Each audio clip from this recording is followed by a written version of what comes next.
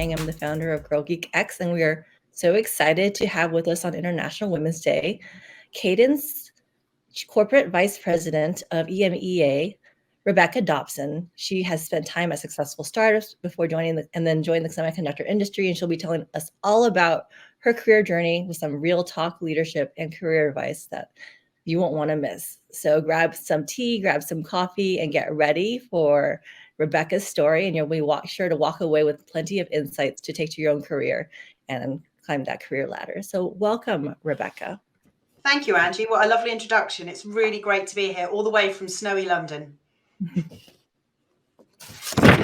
Hey, so I'm here today to talk about tenacity and owning your career. And the reason I wanted to cover this is because we really want women to be successful, but we want to give women as much opportunity as possible, but it's also really important that they want to own it for themselves. So as Angie mentioned, I'm the corporate VP for EMEA at Cadence. I'm going to talk a little bit about my journey and share some insights and some quite personal and professional challenges, which I hope helps you whilst you're driving your career. But one of the first things I really wanted to touch on was a little bit around success. We talk a lot about success, but I think it's really important to think to yourself about what does success mean for you? Because the reality is that it's very personal for all of us. And means something different for all of us. So for some of us, it means about being the expert, being the best individual contributor you can possibly be. And remember, you don't have to manage people to be a great leader. Some of the best scientists in the world have been individual contributors and changed the world we live in, such as Marie Curie, Ada Lovelace, and of course, Charles Darwin. So if that's what you want to be, then that's what you want to be. Sometimes we look at jobs or careers, and sometimes, you don't want a career, you just want to be you want to have a job. So just identify what your priority is. I think also there's obviously lots of us that want to be in leadership roles, leading teams, setting direction, running companies, and inspiring others. It's a very people-orientated role. Very important to understand why. So that's what success may mean to you. It also may mean status. It may mean having the best of everything, or it may be being a parent. Parents, being a parent is a big thing in a lot of women's lives because many of the times we are the primary caregivers, whether it's extended family, children, friends, and this sometimes impacts on our choice of career. And then finally, we also talk about family because family is different to just parenthood. So determine yourself what's important for you because the success really does mean something different to everybody else. So talking about success, I'm really going to spend quite a lot of time focusing on what does it mean and what does it take to make us successful. And success, you can see, can be described as an iceberg. We often see people at the top who are very successful, but underneath it all, what it takes to get there is actually a huge amount of sacrifice and also a lot of mistakes along the way. So we're going to talk about some of the things that I've learned on my journey, which I hope they really help you. But the most important thing I want you to take away is why tenacity is important. And we're going to talk a little bit around tenacity, but also learning from your mistakes. It's always great to get everything right all the time, but actually the reality is you learn more from mistakes than you do from successes. So what does it take to be successful? So I personally think a really important thing is to understand your non-negotiables. And when I say your non-negotiables, this is what you won't compromise on. And there are lots of different things you may think about that are important to you that you won't compromise on. And those non-negotiables will change as your life and your career goes on. So for example, when you're a grad, you might think, okay, well, I have no non-negotiables. Actually, I'm prepared to move to anywhere in the world to do any sort of job that I think fits with my aspirations. So I have very few non-negotiables. But then as you get a bit older, maybe you get married or you have a family or you've got caring commitments, you may then think, actually, you know what? I'm not prepared to be away from home so much. So I need a job that's going to keep me grounded and keep me close to home. It may be that I want to retain in my specialism. For example, I always want to be a programmer. I'm not prepared to go into the commercial world. I love what I do. That is one of my non-negotiables. So whatever that means for you, understand your non-negotiables, but also expect them to change as your life and your career moves on. So secondly, I think this is just so important, particularly for someone who has spent a long time working out what I'm good at. because I would think I was very aware of what I wasn't good at. But the most important thing is focus on your strengths. You will have a lot of setbacks in your career, and how you deal with them will be down to your strengths. But this is also when you start leveraging your personal brand. So your strength should really be what helps you develop your brand. So think about what you're good at, what you're really good at, and think about how you can leverage them in your career or in your job, whatever that may mean to you. Okay. So think about, if you see a gap, what can you do to help fill that gap? Maybe there's something in your team that someone else can't do, and you think, well, actually, I could do that quite easily. Be curious, step into that gap, and see if you can help out. People are often unlikely to say no when you offer your experience and expertise. So focus on your strengths and be tenacious in using them. Set goals. So obviously we often talk about having massive career plans and knowing where you want to go. And lots of interviewers always say, where do you want to be in 5 years' time? Which is just a horrible question to ask on so many levels. But I think the important thing here is you don't have to have a grand plan the whole time. I think if you speak to many senior people, men or women, a lot of them will say, actually, I didn't really have a plan. I didn't really know where I wanted to be. But I think the most important thing is that you set yourself goals, and they can be short-term goals. So what do I need to develop? Am I good at presenting? Am I good at writing technical documents? Try and identify short-term, what are some of the building blocks that will help broaden your expertise and broaden your career? And then long-term, and that could be 3 years, it could be 2 years, it could be 5 years, whatever you feel is important for you, have an aspiration of where you want to be, and then how those short-term goals can help you get there. Sometimes you have to understand what the big thing is in order to set the short-term goals to help you get there. So, for example, if someone had said to me 6 or 7 years ago, you're going to be running Europe for Cadence, I would have said, don't be so ridiculous. Because in my mind, I probably had too many gaps that would help me get to the role that I'm in. But if you set those short-term goals with a long-term aspiration, you start closing the gap to where you want to be. So that's really, really important. So I think this is critical, and I'm going to talk about this a lot when I kind of share a personal experience on my journey. It's really, really important, particularly very early in your career, to find someone that you respect and can learn from. Now, quite often that is someone that you work for, and there's a great HBR article which I'll reference at the end, which also talks about this in a bit more detail. But having someone that can coach you, whether it's a direct manager or someone that you know that you respect, is really important. You can learn so much from them. It's not necessarily just about technical skills. It can be soft skills. So because I work in the commercial world, understanding how to speak to a customer is really, really important. So really prioritize identifying people around you that you can learn and respect from, and always have a boss that you respect and you can learn from. And always remember, no matter what job you do, no matter how senior or expert you become, you never stop learning. Don't expect to know everything all the time. Once you stop learning, it's time to move on. And then a big one I think you'll probably hear a big theme today about is about embracing opportunities, whether they're big or small. So you need to embrace opportunities as they come to you, which does sometimes happen. And they sometimes come to you if you've been very vocal about what your aspirations are and what you want to do.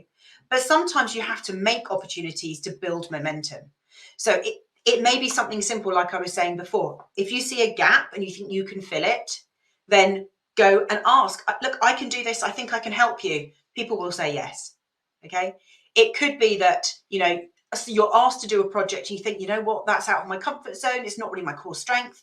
I'm not comfortable doing it right now. Okay, you may decide to say no, but often in life, people regret more often the things they said no to rather than things they say yes to. And remember, you can manage any sort of impact of doing something not as well as you want is, as long as you're honest. So embrace opportunities. I think that's really, really important. And then finally, I can't tell you how important this is. Hard work is incredibly important for success. And when I mean hard work, it does come down to sacrifices. So everyone always says you can have it all. So for example, I've got 2 boys, one is 11 and one is 9, and I'll talk about them a little bit later. But I have to still now prioritize what I'm doing when. So I work really hard. I have to think about the times that I'm working hard, the impact it has on my job, the impact it has on my family. but working hard is really, really crucial to success.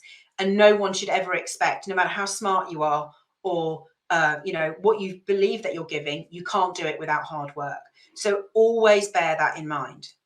But I will also always say that you have to balance that hard work with a way to decompress and manage your stress, manage what's on your mind, and look after yourself. I will always say there are two things, right? No one's ever going to drive yourself as hard as you, and no one's going to look after themselves in the way that you need to look after yourself. So it's really, really important that you think about your role in your career, but also looking after yourself. Okay. So those are the really key things that I think are really important in driving success for yourself. Don't underestimate when you see everybody and lots of really amazing people talking today, they would have made decisions and sacrifices to get to where they are. I really do believe you can be very successful with compromise, but it is impossible to have everything. Okay. So there will be sacrifice.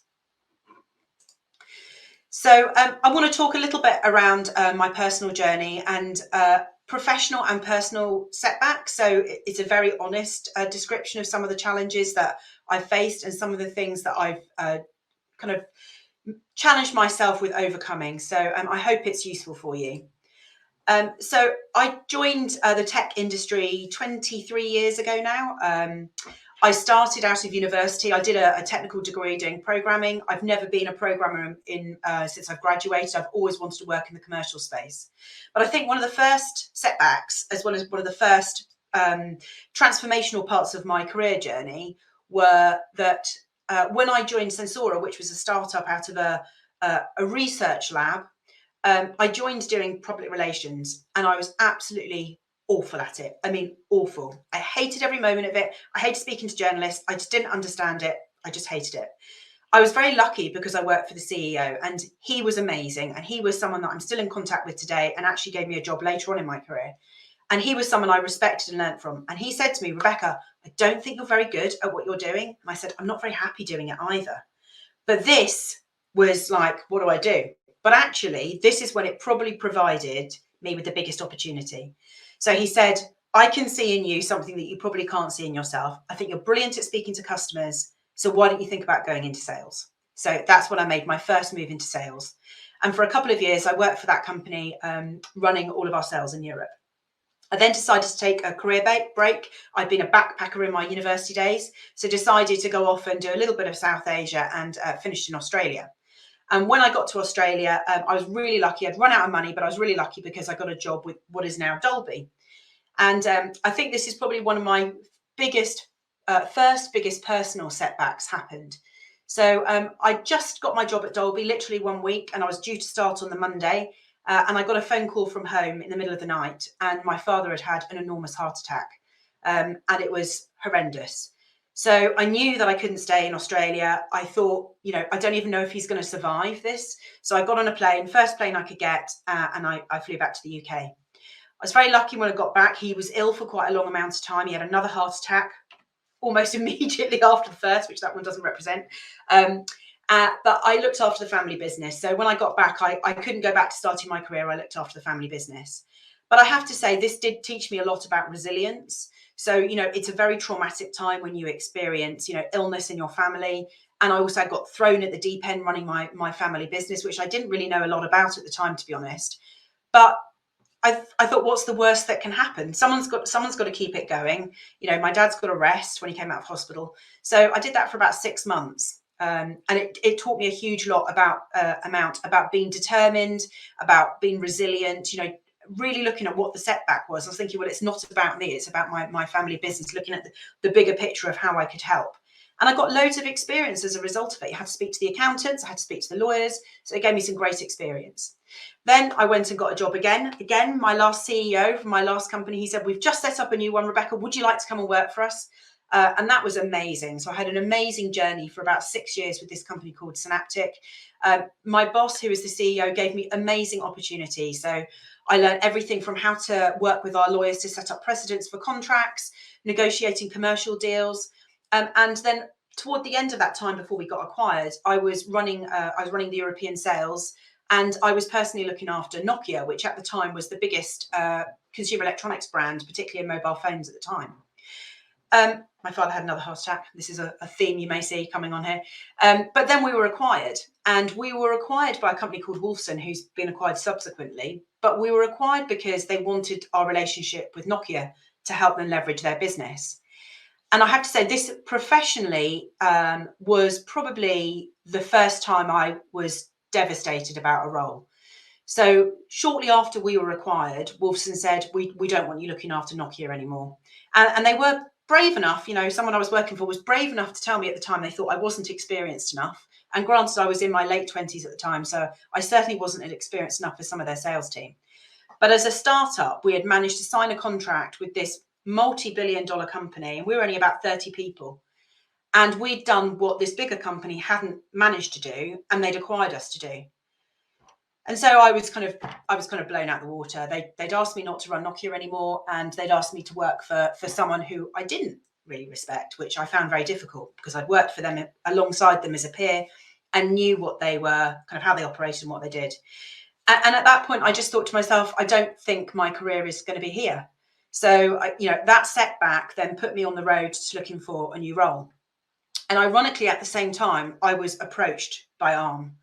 And Arm, some of you may be familiar with, it's the biggest intellectual property provider in the world. It's a massive cornerstone of the semiconductor industry. And I was approached by Arm to come and join them to run Southern Europe for them.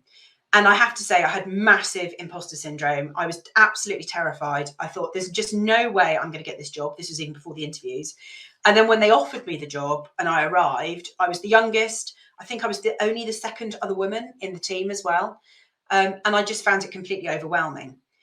But the great thing was I had an amazing team around me. I worked for someone who was fantastic, and they gave me amazing opportunities. So after 9 months of running a relatively small region, they asked me to step up and run one of their biggest accounts. And it was definitely their biggest account in Europe. And I think it was possibly one of their biggest accounts globally as well. And I looked back and I thought, a year ago, there was me being told you're not good enough to run this account for us. Then moving on to an even bigger company, being asked to run one of their biggest accounts. I just thought, oh my goodness, this has happened in the space of 12 months. And actually, if I'd stayed there, if I'd stayed in that role, I wouldn't have got this opportunity. But it was scary, and I really had to be brave. And one of the reasons that I managed to make the move myself was because I had amazing support at home. So my boyfriend, now husband, has always been massively supportive, and he just used to say to me, oh God, I can't believe you're even thinking that you can't do this. Of course you can. Just go off and do it. You'll be amazing.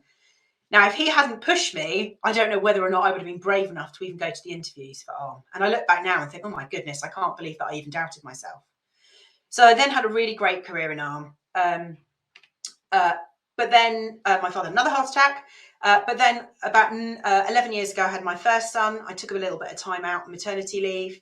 And then I came back from maternity leave, and then they asked me to pick up lots of different areas. So in Arm, I moved roles quite often. So whenever I was asked to take up an extra project or extra responsibility, I always did it, even if it was for a short amount of time, deputizing for my boss or picking up another region. I always did everything.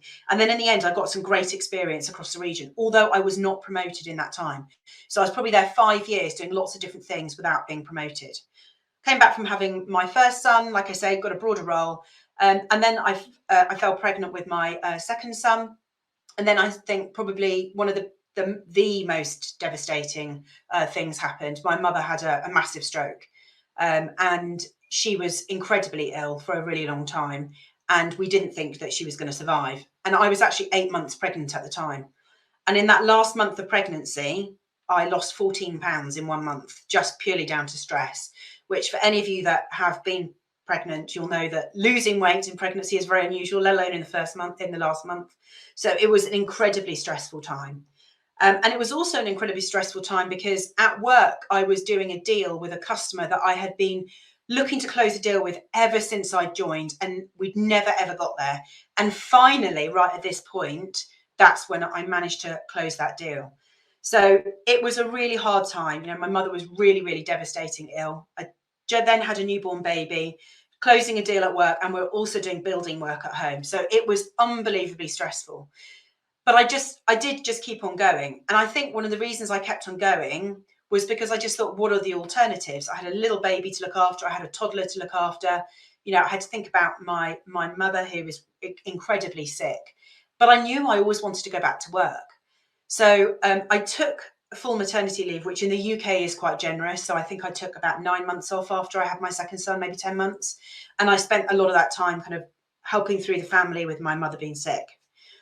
And then I was really lucky. I went back to Arm, and as soon as I got back, I think I was back 3 months, they then promoted me to director. And then I scooped up a lot more of responsibility in the team. And then had an amazing journey. And then a couple of years later, finished as VP. But, you know, it was really hard. And I think my natural tenacity to just keep going and problem solve, and I am someone who loves problem solving, really helped me pursue that career and really helped me develop in that role as well.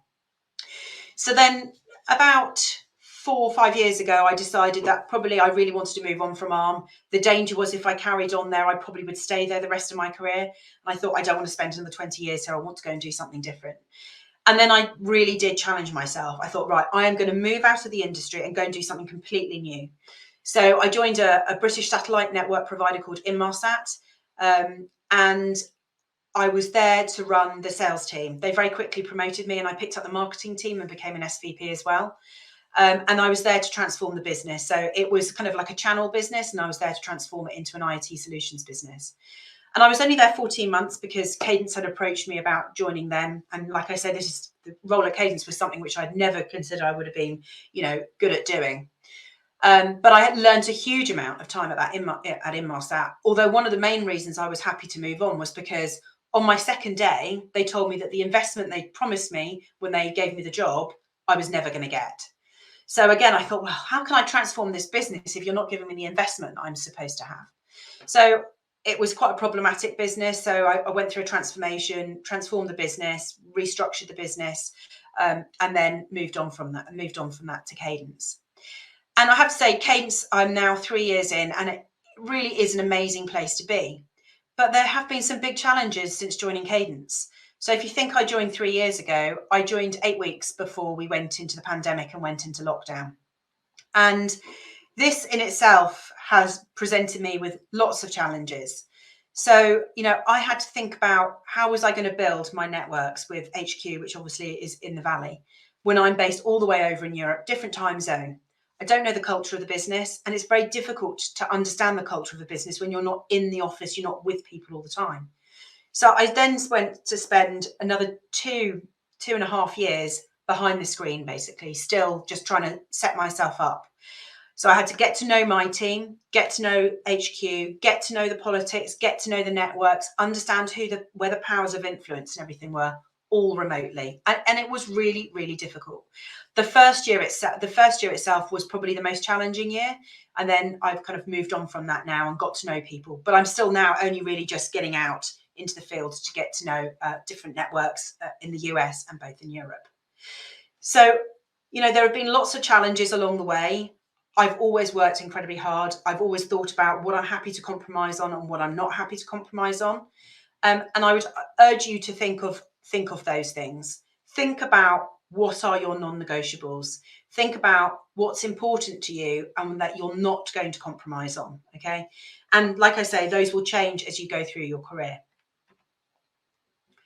Create and take opportunities. So don't always wait for everything to come to you. Make sure you're making opportunities as well as taking things that are offered to you. Sometimes it's okay to say no, but if people offer you lots of times and you keep saying no, then they won't come back to you. Okay, so really, really think about those opportunities. Networks, you'll hear a lot about networks again today. Networks are so important in helping you dealing with setbacks, whether it's your personal networks, your friends, support at home, or people in the business. I look back at a lot of those times when I had challenges, both professionally and personally. It was probably my professional friends, like people in the business who are really important to me, that probably kept me going, either saying, look, this is a period in time. This is a period in time, it's going to get better, or giving me tough love. It's nothing like tough love, right? People to give you a bit of feedback. And I think evaluate your successes and your setbacks. It's very easy sometimes to go, oh, yeah, I smashed that. I'm so happy, and move on. Look at those successes and understand why you were successful, but also, even more importantly, look at your setbacks and understand why it went wrong and what you would do differently now based on understanding the outcome of that. It's making sure you've got a balance, okay? So it's really, really important. And then take calculated risks. You have to be brave, but you have to be bold as well. You know, we all have to put ourselves out there. And sometimes, like I say, people make mistakes. You will learn more from those mistakes than you learn from successes. And one other thing I just wanted to mention as well about networks, you know, good relationships really are critical. No one wants to work with people they can't get along with. So make sure that you are great to get along with and humble, and people will do the right thing for you as well. So be bold and be brave, take calculated risks, utilize your networks and leverage strength wherever you can find it. Friends and family are so important. Friends at work are really important. Find someone at work that you can talk to, that you can trust, because sometimes they understand the context of some of the challenges that you have. And make sure that you enjoy everything that you're doing. You know, don't always look to the end point and think, oh, when I'm there, it's going to be better. It's going to be better. Actually, enjoy the journey. You know, enjoy everything that you're doing. Enjoy every role that you have. And I want to say, come and join Cadence. We are hiring. If you go to our careers page, you will find lots of fantastic open roles. We're always looking for engineers, both in the sales team and also in R&D. I know you're going to hear from one of my colleagues, Louisa, this afternoon, and she's going to talk to you as well about looking after advocates and looking for support in your network. So make sure you listen to Louisa. And then the resource that I mentioned as well, which is from the Harvard Business Review, which is all about how successful women sustain their career. And there's 6 key points in there, which I think are really, really important to understand. So I hope you've enjoyed a little bit of insight. We all have personal and professional challenges. Make sure that you understand you're human. You're not superhuman. So don't try and do everything all the time. Just do what's important for you, makes you happy, and makes you successful, whatever success means to you. So thank you very much and really enjoy the rest of today's conference. Thank you, Rebecca. That was an excellent talk. I enjoyed that thoroughly. It was very inspiring to hear about your entire career and the ways that you can pivot and work through the family health crisis that happened to all of us. We actually had a speaker cancel for today because she is out sick. So we have a little bit of time if you would like to take some questions. I just want to let you know. Yeah, our next speaker, Cassandra, is sick. So we have about 5-10 minutes if you would like to take any questions that have been asked, or we can. Sure, happy to take questions, Angie, if that's good. I'm very happy to take questions. Yeah. Is there any questions anyone has for Rebecca? It's a good time to ask it. Okay, here's one. If we're ready for a C-level role, how can we pursue them when they rarely get posted? Okay, so I think this one is a really good example of your networks. So a lot of the time, roles like that are absolutely not advertised. They are absolutely word of mouth. So someone may recommend you, or they'll go through a headhunter. So this comes back to making sure that you're talking to your networks about your long-term career aspirations. You're extending your network. So I think sometimes women are not particularly good at maintaining their networks. So my recommendation would be anyone you meet, link in with them. Make sure you maintain that relationship. Make sure you check in with them.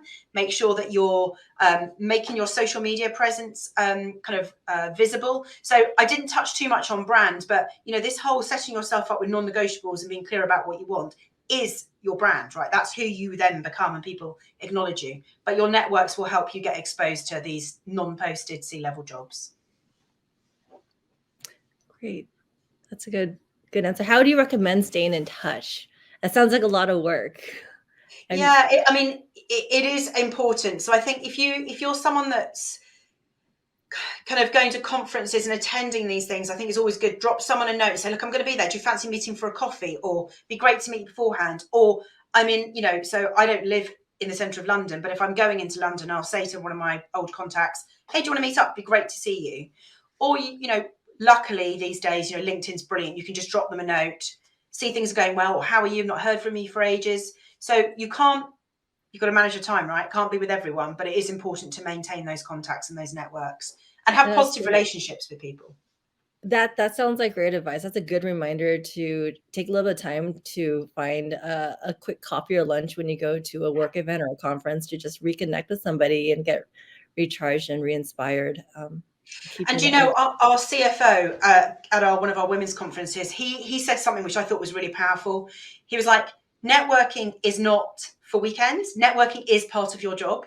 So take time as part of your job to make sure you network.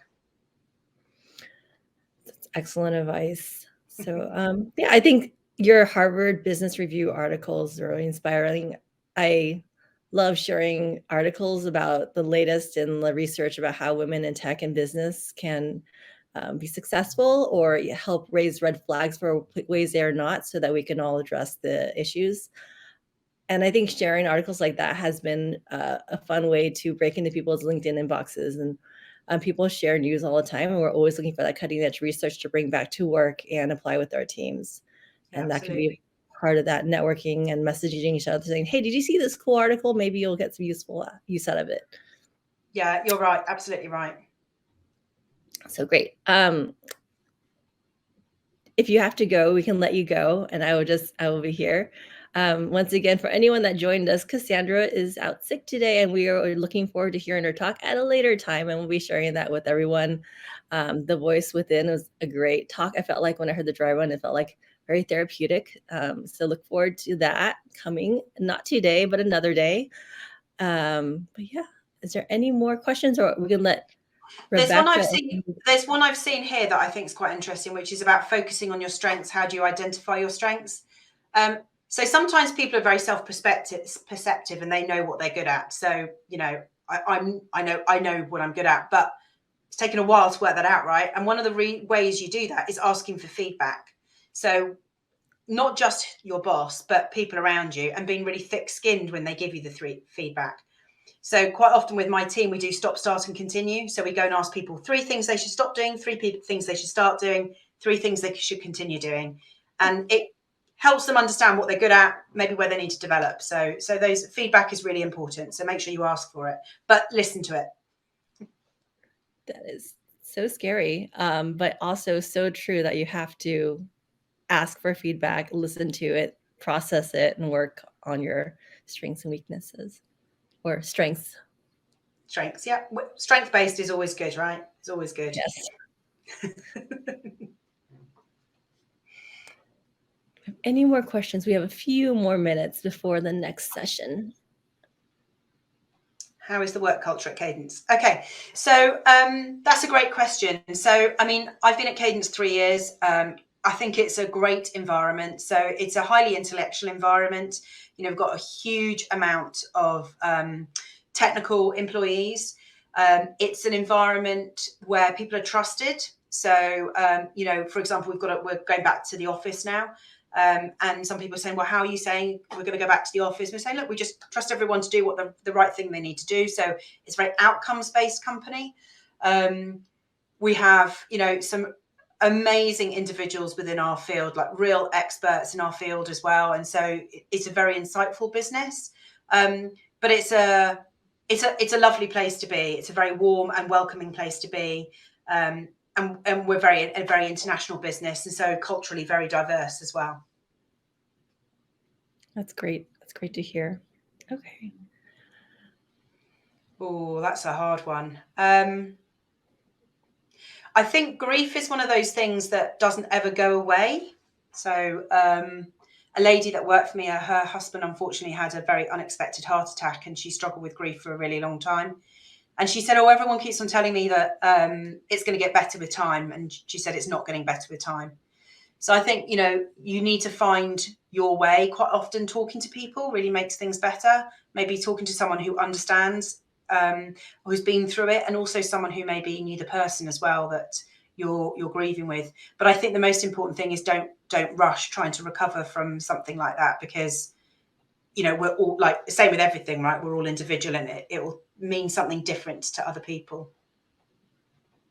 It does feel like we're always moving through a lot of different griefs in our lives. Yeah. So sharing them with others when you feel ready, or finding support groups has been something that I found very useful.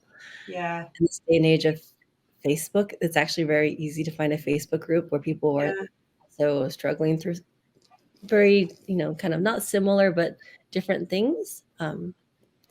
It's having someone who understands, isn't it, really, that you can, it's important.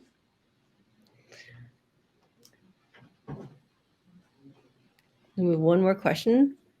Okay. When things don't work out, how do you ensure you accurately understand how things got there and take away the correct lessons?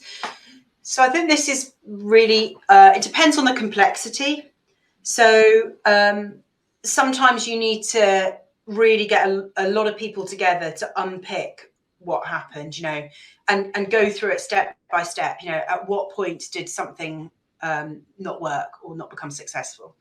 So I think you need to really make sure you've got the right people involved. You can't do this stuff on your own always, right? So make sure that you've got the right people involved, go through it as a process, understand what happened, where and when, and then really do some research around it as well. Look at best practice, depending on what you're looking at. See if you can understand best practice, and then think about lots of different potential outcomes. So I think really having a group of people who are both involved and also not involved to kind of cast an eye over it will help you understand how things may have gone and maybe what should have been done differently and learn lessons.